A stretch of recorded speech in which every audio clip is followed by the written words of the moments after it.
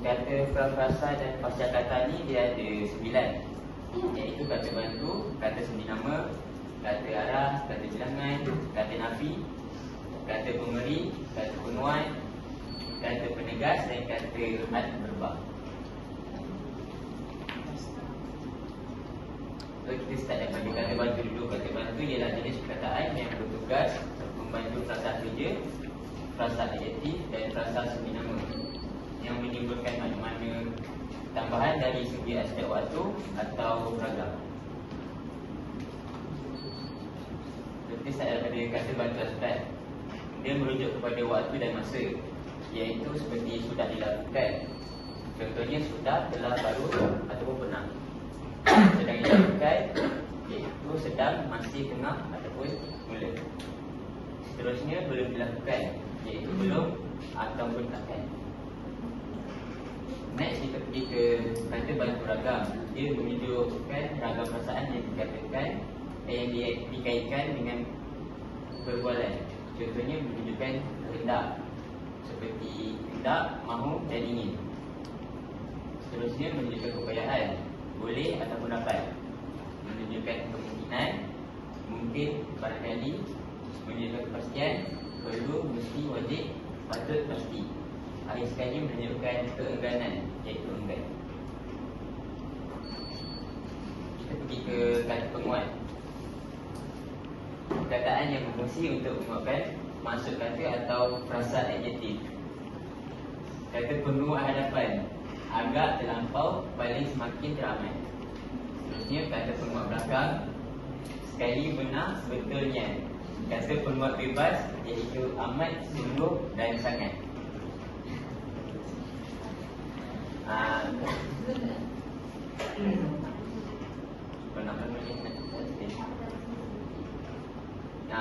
Seterusnya kata arah, perkataan yang hadir selepas kata semi nama bagi menunjukkan arah dan hala.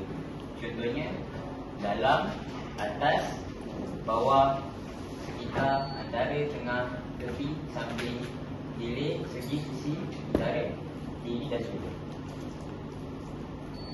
Seterusnya kata penegas. Dia memberikan penegasan atau penekanan pada bahagian-bahagian tertentu dalam dia. Contohnya menegaskan kata predikat. Dia menggunakan kata penegas tak bebas. Contohnya lah, kah ataupun tak. Seterusnya menegaskan kedua-dua bahagian ayat. Contohnya juga, jua, pun, hanya, sahaja, lagi, memang, cuma, pula sahaja. Seterusnya kata pemberi. Kata pemberi adalah hadir di hadapan frasa adjektif dan frasa semi nama. Contoh ayat dia, sumbangan besar beliau adalah dari segi peningkatan ekonomi rakyat dan bandar, ataupun makanan seimbang adalah baik untuk kesihatan badan. Kata pemberi tidak boleh hadir di hadapan frasa ataupun kata kerja. Contohnya adalah dimaklumkan bahawa kerja gotong royong akan digunakan pada bulan hadapan. Salah. Kita pergi ke kata nafi. Kata nafi ialah kata yang digunakan untuk menafikan atau menidakkan suatu kenyataan. Dia terdapat dua jenis kata nafi, iaitu bukan dan tidak. Untuk kata nafi tidak digunakan untuk menafikan atau menidakkan frasa kerja atau frasa adjektif. Contohnya, melepak di pusat membeli belah tidak memberikan sebarang faedah, iaitu frasa kerja. Untuk frasa adjektif, sungai di belakang rumah saya tidak dalam sangat. Untuk kata nafi bukan, dia digunakan untuk menafikan atau menidakkan frasa nama atau frasa semi nama. Contohnya, lelaki yang berbaju merah itu bukan ayah saya. Untuk frasa semi nama, baju ini bukan untuk Suzy. Untuk info tambahan, kata nafi bukan boleh hadir sebelum frasa kerja dan frasa adjektif jika ayat itu mempunyai klausa tidak senara atau sama. Contohnya, budak itu bukan pandai sangat, frasa adjektif, tetapi dia rajin belajar, jadi klausa tidak senara.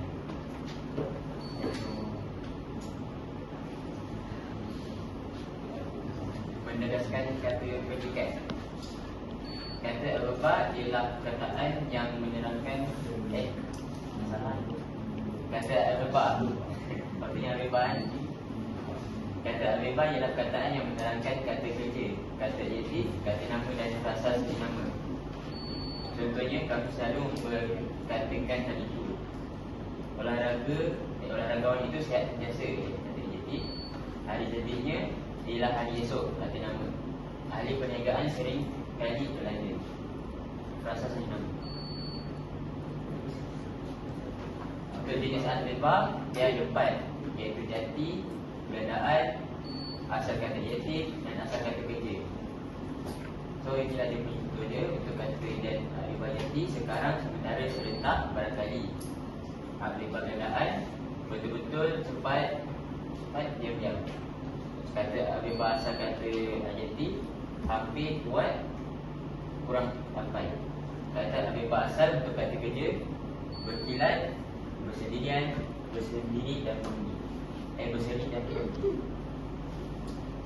Untuk kata segi nama, kita ada hingga, di, dengan, ke, oleh, sejak, dari, daripada, tentang, pada, bagi, untuk, pada dan terhadap.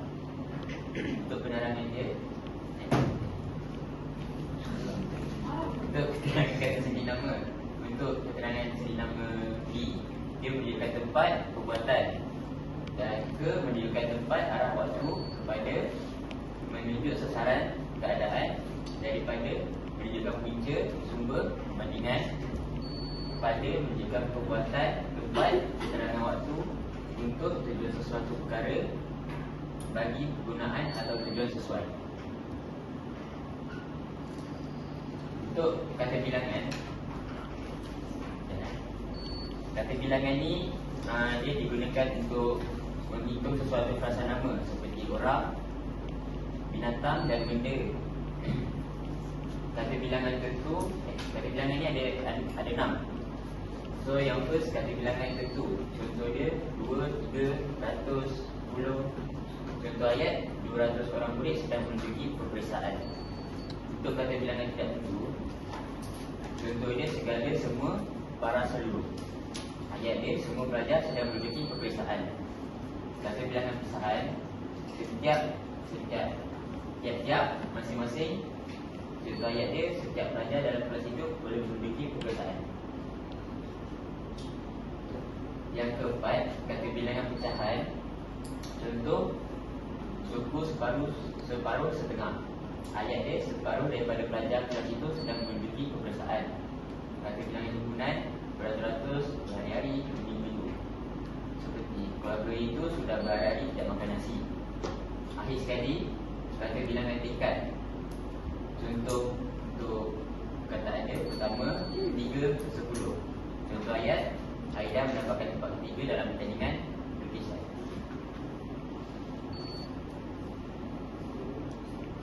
Okey, apa itu kata pascakata? Dalam bahasa Melayu, terdapat satu bentuk kata yang ada sifat perkataan. Bentuk itu ialah nya, yang berfungsi sebagai penekan dan pembenda. Kata pembenda bentuknya yang menjadikan sesuatu perkataan yang bukan kata nama menjadi kata nama. Contoh kata pembenda iaitu lajunya, lantangnya, sakitnya, panjangnya, tibanya, harumnya, dirinya, turunnya. Contoh ayat, air sungai mengalir dengan derasnya, kami bersedia menggunakan baginya yang tidak kami jaga. Dia membawa sebatas tali yang panjangnya kira-kira 2 meter. Berdirinya saya di sini adalah untuk mematahkan hujah-hujah tidak membengkak. Ini sekali dengan terbitnya buku ini, diharap para petani dapat mempelajari teknik pertanian. Untuk kata penekan, bentuknya yang memberikan penegasan kepada perkataan yang bergabung dengan nya. Contoh kata penekan, sesungguhnya, bangsanya, nampaknya, sebenarnya, tandanya, sebaiknya, berikutnya dan sekiranya. Untuk contoh ayat dia pula, kamu sebaik-baiknya hanya berdiri, kami akan berhenti sebesar sekiranya hujan turun. Sesungguhnya hanya Tuhan yang maha mengetahui. Pergilah dahulu seandainya saya lambat. Sebenarnya ada sesuatu yang dilakukan oleh Alia. Terima kasih.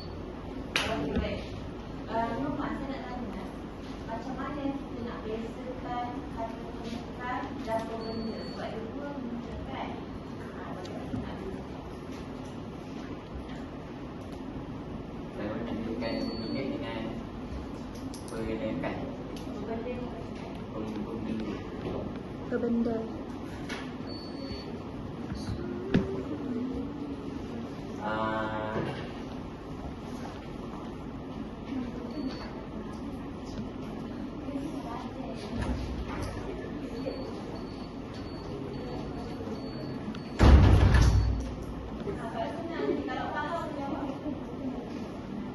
Dia macam kalau penekan ni dia lebih kepada untuk penerangan.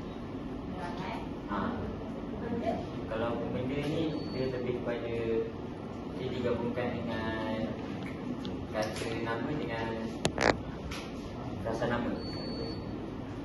Digabungkan dengan kata nama. Yang tak terdiri, yang tak terdiri daripada kata nama dan rasa nama. Okey. Contohnya, Cuba tengok kata penekan.